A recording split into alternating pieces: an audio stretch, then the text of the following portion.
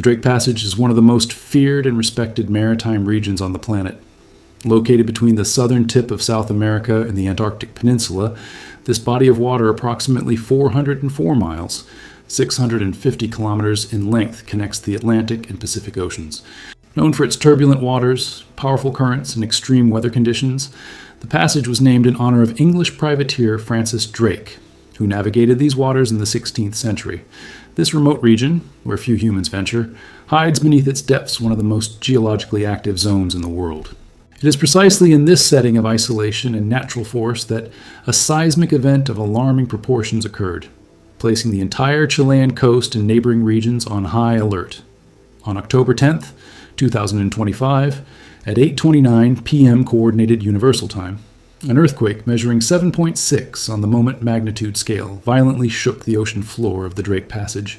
According to data from the United States Geological Survey, known by the acronym USGS, the epicenter of the seismic event was recorded at a relatively shallow depth of approximately 6.5 miles, 10.5 kilometers, below the ocean surface. The exact location of the tremor was determined at coordinates 60.3 degrees south latitude and 61.9 degrees west longitude, positioning the epicenter approximately 436 miles, 702 kilometers, south-southeast of the Argentine city of Tolhuin, and 438 miles, 705 kilometers, southeast of Ushuaia, considered the southernmost city in the world. The magnitude of the event immediately caught the attention of seismologists and authorities around the world.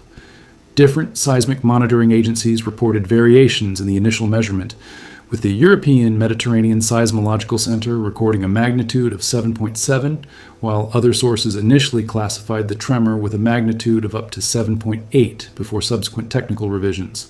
This variation is common in large magnitude seismic events, as seismic waves take time to be completely analyzed by different monitoring stations around the globe. What remained consistent across all reports was the classification of the earthquake as a considerable magnitude event, capable of generating serious consequences in nearby coastal areas. The remote location of the epicenter in one of the most inhospitable and uninhabited regions of the planet brought some relief regarding the potential for direct structural damage. Puerto Williams, the human community closest to the epicenter and situated on the north coast of Navarino Island in the extreme south of Chile, is located approximately 135 miles, 218 kilometers from the tremor's point of origin. Further north, the city of Punta Arenas, located on the Strait of Magellan and considered the largest urban center in the region with a population of approximately 117,430 inhabitants, is positioned about 590 miles, 949 kilometers from the epicenter.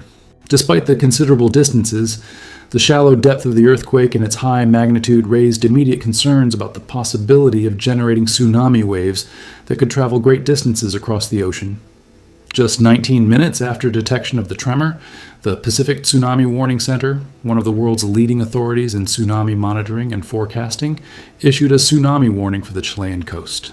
According to the agency's official statement, dangerous waves were possible along coastal areas located within a radius of approximately 621 miles, 1,000 kilometers, from the earthquake's epicenter.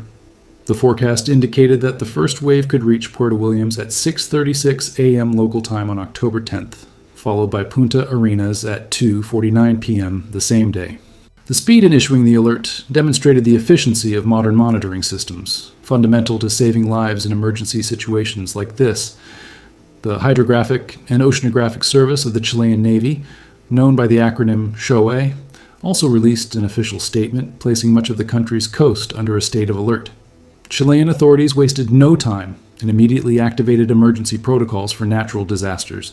The National Service for Prevention and Response to Disasters, called CENIPRED, issued evacuation orders for the entire coastline of the Magallanes region, which encompasses the extreme south of Chilean territory. The population was instructed to immediately abandon beach areas and move to elevated and safe zones away from the coast. Tsunami warning sirens echoed through coastal cities, and authorities used all available means of communication to ensure the message reached all residents and visitors in at-risk areas. The president of Chile, Gabriel Boric, who was born precisely in Punta Arenas, suspended his official agenda and headed to La Moneda Palace to personally monitor the emergency situation.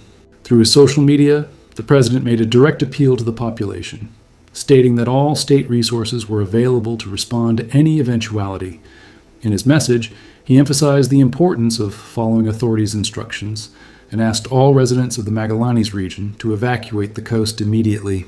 Images broadcast by local television showed residents of Punta Arenas taking to the streets in search of safe shelters, with families carrying essential belongings and heading to higher areas of the city. The climate of tension was visible, but so was the organization resulting from years of preparation for situations like this. The alert was not limited only to Chilean continental territory. Authorities also issued warnings for Chilean scientific bases in Antarctica, including Pratt Base and the O'Higgins Research Center, both located on the Antarctic Peninsula. Even at great distance, these facilities could be affected by tsunami waves, and scientists and support personnel present were instructed to take immediate precautions.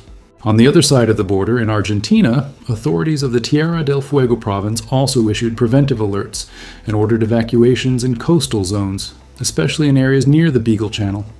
The Civil Protection Secretariat of the Argentine region suspended all aquatic and navigation activities as a precautionary measure, demonstrating the international cooperation necessary in emergency situations that transcend political borders.